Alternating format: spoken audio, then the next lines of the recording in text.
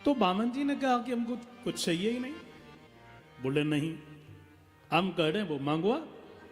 आपके लिए सटीक यदि कुछ रहेगा तो गाम कांचनम गुणवद धाम भ्रष्टम, गैया ले लो महाराज, बढ़िया दूध देगी, स्वयं पीजो, सेवक को पिलाइयो, बछड़े को पिलाइयो।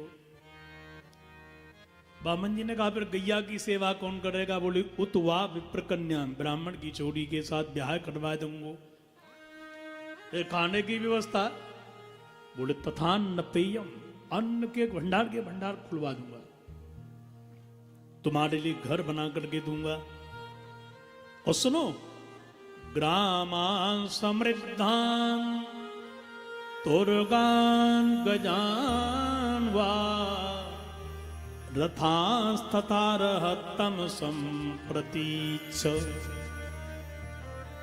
आपके लिए हाथी, घोड़ा, रथ सब दूंगा।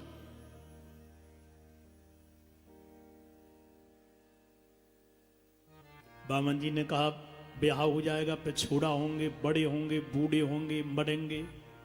बूढ़े हाँ बिल्कुल होंगे, फिर हमको रोना पड़ेगा। बलि ने कहा कि रोने वाला किराए से नहीं मिलता, जाको मरे सो रोवे, गंगा दास मड़ी में सोवे। तो बामन जी ने कहा भले आदमी, हमको रोने की रास्ता दिखा रहा है तू, ऐसा हम तेरी गैया का दान क्यों लें, जिस गैया के लेने से हमको ब्याह करना पड़े, फिर हमको मांगना पड़े, फिर घर बनाना पड़े, फिर हमको छोड़ा छापड़े पैदा करके रोना पड़े, ऐसा ब्याह ही क्यों करें, गैया ही क्यों लें, हमको कुछ चाहिए नहीं। बलि बोला तो मैं बर्बाद हो जाऊंगा, शरण धोने के बाद ब्राह्मण को, संत को कुछ देते नहीं तो दरिद्र बन जाते हैं। मैंने 3 लोग की संपदा कैसे ली है मैं ही जानता हूं। बामन जी ने कहा कि तू सुन हमारी बात, तेरी देना चाहता है ना। आज सवेरे हम एक किसान के खेत की मेड़ पे जाकर के भजन करने को बैठ गए। इतने में वो किसान आ गया जिसका खेत था, आकर के बोला ए ब्राह्मण के छोरा, ये मेरी मेड़ पे काय को बैठो तू। मैंने बातें की, भैया संध्या कर दो, त्रिकाल संध्या करने वाला ब्राह्मण हूं, तो 108 माला की मेरी इच्छा है, पूरी करके चलो जाऊंगा। बोले ना अपनी आसन उठा चले आते। बानमों को भगा दियो भैया बलि राजा। आज पहली बार मुझे जीवन में यह ज्ञान है गया कि यदि 3 पैर धरती हमारी होती तो आसन लगा के हम भजन तो कर ही लेते, पुरखों की होती तो। इसलिए देना चाहते हो ना तो पदानी त्रीणि दैतेन्द्र सम्मितानि पदा मम। देना चाहते हो तो मेरे पैरों से नाप करके 3 पैर धरती तुम मुझे दे दो, बस और कुछ नहीं चाहिए। बलि बोला राम राम राम, बहुत सुयोग बातें करने वाला पढ़ा लिखा ब्राह्मण, पर मांग क्या रहा है? अपने पैरों से वैसे ही 1 फुट का ओबामे 3 इंची के पैर, अब कहां मिलेगो? तो बलि राजा बोला महाराज 3000 बीघा मांगते, 3 लाख बीघा मांगते, 3 करोड़ बीघा मांगते, ये क्या मांग रहे हो? बामन जी बोले पहले इसी को दे के देख ले, फिर बाद में तू रहेगा, हम रहेंगे, फिर मांग लेंगे, कौन सी बड़ी बात है। हमारे दादाजी यों कहें कि जजमान और चने की भाजी को धीरे धीरे खोंट खोंट के का खाना चाहिए। बोलो राधे राधे। राधे। एक ही बार पेड़ उखाड़ दिया तो एक ही बार के हो गए, जजमान फिर नहीं याद करेगा। इसलिए पहले इसको दे करके देख लो ना। बोले हाँ दिया।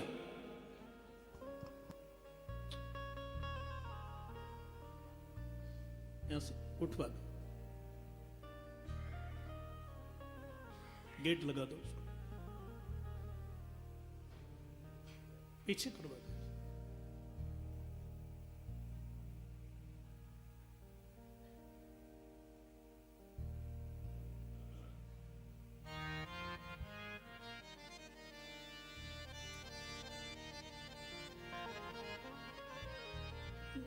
श्री वृंदावन बिहारी लाल की जय। थोड़ा जोर से बोलें पीछे। श्री वृंदावन बिहारी लाल की जय।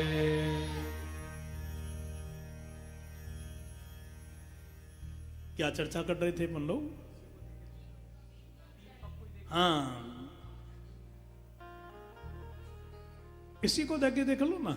अच्छा बोला दिया, बोले ऐसे नहीं। कौन बोले? बामन जी। भैया देख चेला, तूने हमको 3 पैर धरती दे दी, हमने वहां पे चबूतरा बना लियो, मंदिर बना लियो, भजन करेंगे, सिद्ध हो गई हमारी जगह।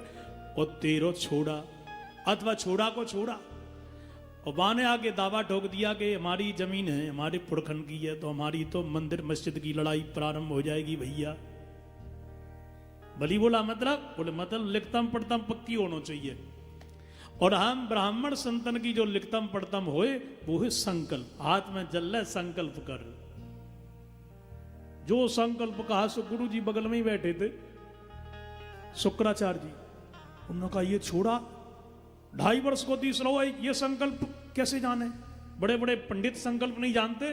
तो जो ध्यान किया कि सामने ही मूर्ति प्रकट हो गई, वाह प्रभु जय हो। गुरु जी बोले पलीत कुशल इधर आ। ये कोई पंडित नहीं, कोई ब्राह्मण नहीं, ए सुबैरोचने साक्षात भगवान विष्णुरव्ययः कस्यपादितेर्जातो देवानां कार्य साधक। तो कोई ब्राह्मण नहीं, ये नंबर 1 का ठगिया विष्णु है। और मैं सत्य कह रहा हूं, ये देव अदिति और कश्यप के यहां जन्म लेकर के आयो है देवताओं के कार्य को साधने के लिए। मना कर दे नहीं दूंगा। अब राजा बड़ी बोला गुरु जी कह करके कैसे मना कर दूं? अरे भैया, स्त्री सु नर्म विवाहे चा वृत्त्यर्थे प्राण संकटे गौ ब्राह्मणार्थे हिंसायाम नानृतम स्यात् जुगुप्सितम। स्त्री से झूठ बोलने में कोई पाप नहीं लगता। बोलो राधे राधे।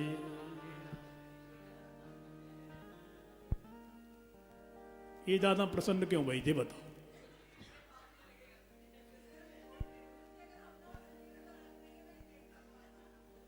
तो पूरी हम सुनाते, चिंता मत करो। लोग खुश हो गए। देखो एक जगह मैं कथा कह रहा था, सत्य घटना है। तो माता जी, मैं घूमने जाता था, मैं और दुबे जी भी। तो दरवाजे पे रोड पे खड़ी हो जाए, बोले महाराज मिल जाए। तो वो श्लोक लिखवाना है जो चौथे दिन बोला था उनने। मैंने वो श्लोक क्यों लिखवाना है? तो मैं गया उनके घर में कि महाराज जी कल मिल नहीं पाए, मैं प्रतीक्षा कर रही थी। जैसे ही मुझे बताया फिर कि महाराज जी अभी घूम के निकल गए, तो आप कल लेट हो गए। मान लेट हो गया था। दूसरे दिन मैं नहीं गया, तीसरे दिन गया तो वो कड़ी मिल गई। वो श्लोक लिखवाना है। तो मैंने उनसे पूछा कि यही क्यों? कथा में तो बहुत था। बोले महाराज दुकान है, तो मैं थोड़ा पूजा पाठ में ज्यादा हूं, इस क्षेत्र में मुझे मानते हैं। वो बन जाते थे विनोद जायसवाल जी के यहाँ, तो आप तो साथ में थे। तो मैं दुकान करती हूं। तो ये श्लोक बड़े मार्ग में कहा है, क्योंकि दुकानदारी में भी आपने बोला था ना कि झूठ बोलने से कोई पाप नहीं लगता है। तो स्त्री से पत्नी ने कहा कि मुझे साड़ी ला करके दो, 50,000 की लूंगी, और तुम्हारी जेब में पैसा है ही नहीं। और आपने कह दिया नहीं लाऊंगा, तो लौट करके चाय पी लेना, भोजन की बात तो दूर है। फिर न खाऊंगी न खाने, ये भी मत सोचना कि बना लूंगा मैं, तो न बनाऊंगी न बनाने, तो मावार छड़ जाएगा घर में। हाँ बिल्कुल लाऊंगा, 50 की नहीं, मैं देख के लाया हूं, एक सिल्क की साड़ी बहुत अच्छी है, वहां लेकर के जाऊंगा, और तुझे साथ में रंग पसंद करवाने के लिए जाऊंगा, ठीक है ना?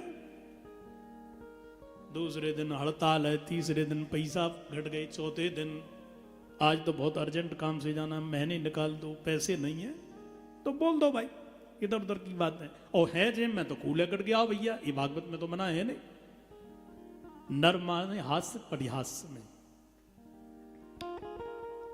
दुकानदारी में, ब्याह शादी करवाने में और गौ ब्राह्मण की रक्षा में झूठ बोलने में पाप नहीं लगता। पर भाई मेरे हो, ये कौन कह रहे हैं, किससे कह रहे हैं? ये तो असुरों के राजा बलि से असुरों के गुरु कह रहे हैं, ये हमारी चर्चा नहीं है। ये लोग मतलब का अर्थ बड़े जल्दी निकालते हैं। एक गुरु जी अपने चेलाओं को पढ़ा रहे थे, सुनो पंडित कौन है जानते हो? बोले कौन है गुरु जी? बोले मातृवत परदारेसु पर द्रव्येसु लोष्टवत। पराई स्त्री को जो मां समझता है, पराए धन को मिट्टी का ढेला, और अपने समान दुनिया को जाने सोई पंडित निराला होता है। एक चेला खड़े होकर के बोला, गुरुजी आपने क्या कहा? पराई स्त्री मां होती है। बोले हाँ। तो गुरुजी मेरा विवाह हो गया है, तो मेरी घरवाली आपकी कौन लगी? अब गुरुजी शांत, जाना चेला तो खतरनाक, क्या बोलेगा? मतलब गुरुजी पराई स्त्री मां होती है तो मेरी घरवाली आपकी कौन लगी? मां लगी क्या नहीं लगी? गुरुजी मौन हो गए। और गुरुजी मेरी घरवाली आपकी मां लगी तो मैं कौन लगा फिर आपका? अब बोलिए गुरुजी ना, मैं आपका पिता लगा क्या नहीं? वो पिताजी से लंगोटी धुलवाते रहे, पिताजी से झाड़ू लगवाते रहे, पिताजी से मालिश करवाते रहे। ये श्लोक पहले दिन नहीं सुना सकते थे कि आप? गुरुजी बोले, काग पढ़ाई पिंजरा, पड़ गए चारों, और जब सुध आई कुटुंब की, आगे कुछ कहूंगा नहीं, बोलो सियावर रामचंद्र की जय।